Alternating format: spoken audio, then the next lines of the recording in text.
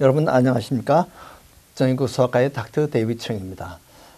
우리가 알고 있는 종교개혁자 마르틴 루터가 또 이렇게 건강에 대해서도 상당히 관심을 많이 가졌다고 그렇게 이야기를 듣고 있습니다.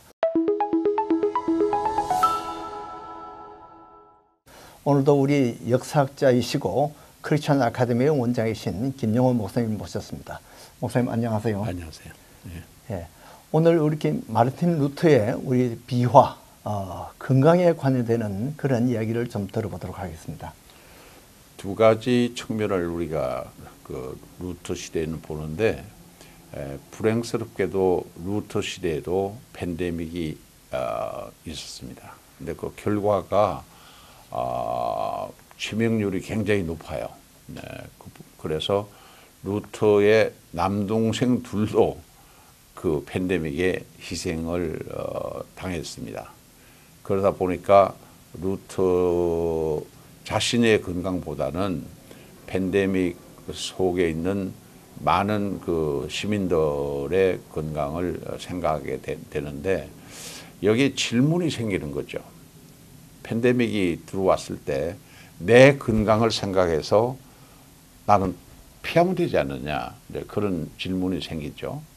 근데 그 질문을 일반인만 하는 게 아니라, 아니 우리 사제들도 마찬가지로 인간의 몸을 가지고 있기 때문에 실제 어때요?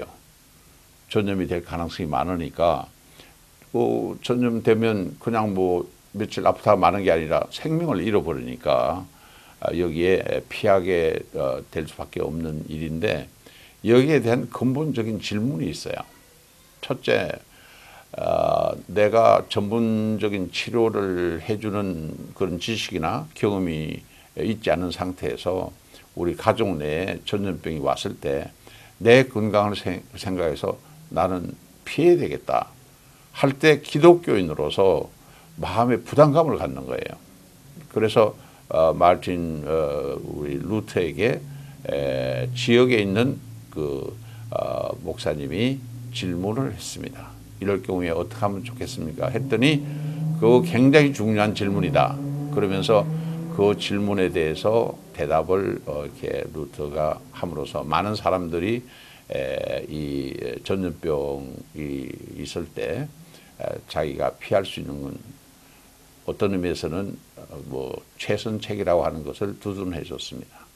이번에 사실 이 코로나 때문에도 많은 의사들이 그런 딜레마를 겪었던 것 같아요. 과연 내가 의사로서 지금 내 몸을 희생하면 환자들을 봐야 되느냐, 아니면 일단은 피하고 봐야 되는가, 이렇게 그 두 가지 가름길에서 많은 분들이 고민을 했다고 그렇게 생각됩니다. 그 마르틴 루터도 그 당시에 그런 건강 위협을 느끼고 또 돌봐야 되는 그런 책임감도 느꼈던 것 같아요. 그래서 그 지역을 보면요, 그 림부르크에서만도 아이들을 제외해서 2,400명 이상이 사망한 것으로 전해지고, 또 독일을 사용하는 사람들 가운데서 28%의 주택 소유주와 지방의회 위원회, 그러니까 정치적으로 국회의원이죠. 35%가 흑사병으로 죽었습니다. 그리고 적어도 40%의 교구의 성직자들이 목숨을 잃었으니까 뭐 50%에서 조금 모자라는 정도가 성직자들이 생명을 잃은 거죠. 이제 이런 입장에서 본다고 그럴 때 굉장한 문제가 또 관심이 어느 쪽으로 가야 되는지 생기는데, 루터의 입장은 건강에 관한 전문가들이 있지 않느냐. 그러니까 의사가 있고 약사가 있고 요즘 말하면 테크니션들이 있고 간호사가 있는데, 그 모든 그 지식과 기술도 하나님께서 이분들에게 훈련을 받게 해서 한 거기 때문에 의학적인 면에 있어서는 이분들이 우리 교회 안에서의 사제와 조금도 다름이 없다는 거예요. 그러면서 나온 하나의 교리가 만인사제론이라는 그런 것이 나와서 어떤 전문적인 직장에 있던 분들도 그 분야에 있어서는 교회의 그 사제 못지않는 하나님의 일을 하는 사람들이다. 그러므로 그 사람들이 제안하는 치료약과 치료에 대해서 순종을 하는 것은 하나님께 순종하는 것이다. 그렇게 보는 입장을 확실히 루터가 이게 지도자로서 이렇게 방향을 정해줬다는 것은 굉장히 의미가 있다고 봐집니다.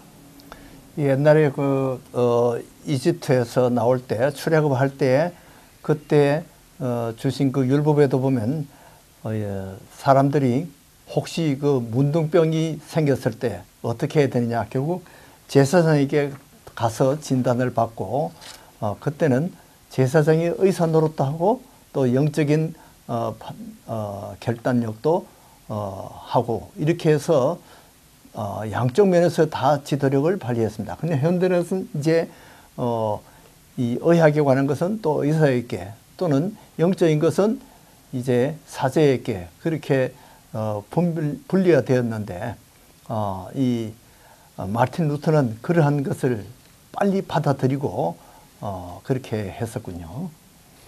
집에 화재가 났는데 이게 하나님의 재앙이라고 그러고 그대로 방치하거나 해서 되겠느냐 이거예요. 그건 아니다 이거죠.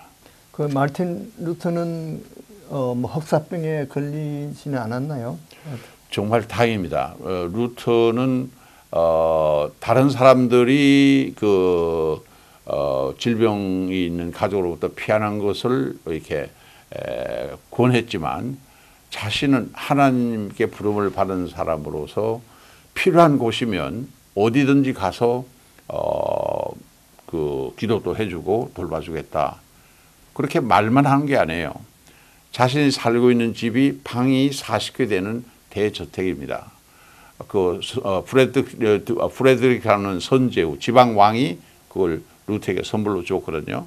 그러면 자기 집을 이 소위 말하면 팬데믹 치료소로 내놓았어요. 그런데 하나님께서 어떻게 특별한 은혜를 베풀어서 물론 뭐 사망은 했지만은 한국 나이로서 63세, 미국 나이로는 62세에 사망했지만은 팬데믹 때문에 돌아간 것은 아니고 팬데믹은 관계없이 잘 극복을 하셨어요. 마틴 루터의 이 신앙관 이런 것도 우리가 많이 배워야 되겠지만은 또 그에 대한 이 건강에 대한 지침도 우리가 많이 배울 점이 많다고 봅니다. 구체적인 내용을 이렇게 몇 가지로 정리를 했는데요. 제가 조금 자료를 보면 자신이 어떻게 하고 있는가를 공개하는 거예요. 네. 첫째, 나는 연기를 피워 소독할 것인데 이로써 공기를 깨끗이 정화한다. 어떻게 목사님 괜찮습니까? 그 다음에 둘째, 나는 흑사병 예방과 치료에 필요한 약들을 준비해 전해줄 뿐 아니라 나도 그 약을 먹는다. 네. 세 번째, 나는 오염된 장소와 병든 사람뿐만 아니라 꼭 만나야 할 사람이 아니라면 피하여 나와 이웃 간의 감염을 예방할 것이다. 혹시라도 나의 무지와 태만으로 죽임을 당하게 해서는 안 되기 때문이다. 그렇게 했고요. 네 번째는 나는 이웃이 나를 필요로 한다면 요점입니다. 나는 누구든 어떤 곳이든 마다 않고 달려갈 것이다. 뭐 10분 내로 달려가는 거죠. 네. 그 다음에 다섯 번째, 나는 하나님께 자비를 베푸셔서 나와 이웃을 지켜달라고 강구할 것이다. 그래서 루터는 흑사병으로 죽은 시신을 방치하지 않고 가족 묘지나 그게 하는 게 아니라 시에다가 왜 그 요청을 해가지고 시내 밖 묘지를 이렇게 사용하게끔 해서 교회 나오는 교인들의 건강뿐 아니라 그 마을 주민들의 건강을 근본적으로 생각하는 그런 하나의 제안을 하고 그것이 그대로 되도록 했다는 점에서 굉장히 좋은 대응책을 했다고 볼 수 있겠죠.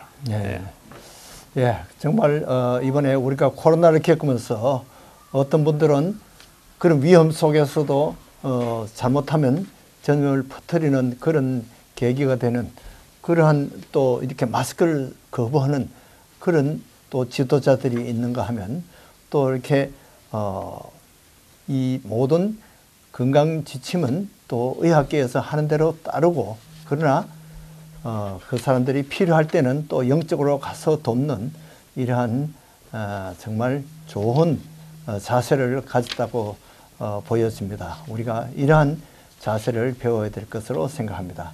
오늘도 이렇게 바쁘신 가운데 김영호 목사님께서 이렇게 좋은 말씀, 역사적인 자료를 보여주셔서 감사합니다. 여러분들도 이 코로나를 겪으면서 앞으로 우리 자녀들을 향해서 이러한 마음을 가지고 자녀들의 영적인 건강, 육신의 건강을 함께 우리가 위해서 기도하는 저와 여러분이 되었으면 합니다. 여러분들 가정에 평강이 넘치기를 바랍니다. 안녕히 계십시오.